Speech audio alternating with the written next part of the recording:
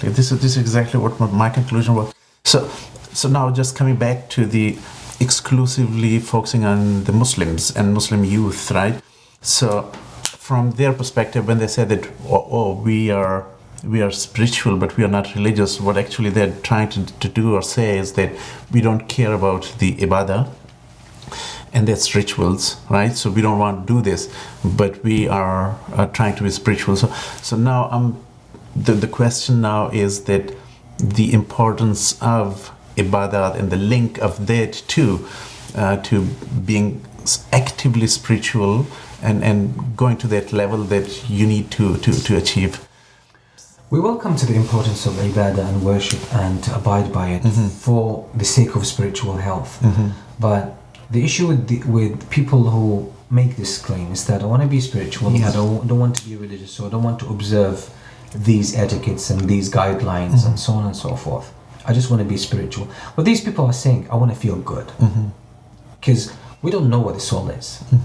Even our inner experience, we don't know if it's coming from our souls or it's coming from our corrupt ego that is masking itself as a soul. So this is a world we don't have access to. We don't have a direct access to. We can't see into our hearts. We can't have such a clear vision. We're sort of like a blind person walking into this room, sensing their way out, touching things out to find their way. We don't see things as they are when it comes to the heart. It's just we're depending on feelings, and feelings are probably one of the innermost experiences of who we are. So we don't know exactly where they're coming from. So a person actually could be feeling good, which they think is spiritual, but they could be satisfying their ego and they could be doing something really bad. And there's a lot of people who express, and this happened, by the way, in the last century, in the 20th century. Exactly. There were people like some gurus who came from the sub-Indian continent, people like Osho, etc. And they started building these utopian cities, some of them in the US. And these people were actually getting into immoral acts. So they were buying lands of the local people and abusing their business and causing trouble to the local people. This happened in the US in the I believe in the 50s and the 60s. The 60s, yeah.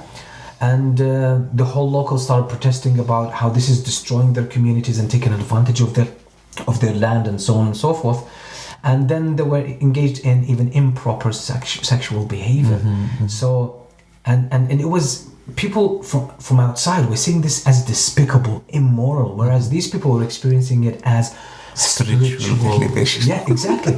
So you could easily go wrong because that's where Shaitan actually gets in and plays his game, because again, we're blind inside and we're just trying to find things out, and it's a very sensitive area. So, and the only tool that we have that people call spirituality is feeling good. Exactly. Or feeling high. Yeah. But the self is very good at masking it as a soul, and it could give you a fake sense of feeling high, and you don't realize you think it's your soul. There were spiritual people who ended up, as happened as well in the 20th century, earlier on in the 20th century, where there were some cults who ended up committing suicide, killing their own children. Mass kind of suicide. A couple before, as their leader, their guru, he told them he had a vision, and they were believing in it. They were feeling spiritual. They were actually willfully killing themselves, feeling high at that time. But he instructed them, before you kill yourselves, you have to kill your children, because we're going to save ourselves. That's what spirituality could lead to, without guidance from God.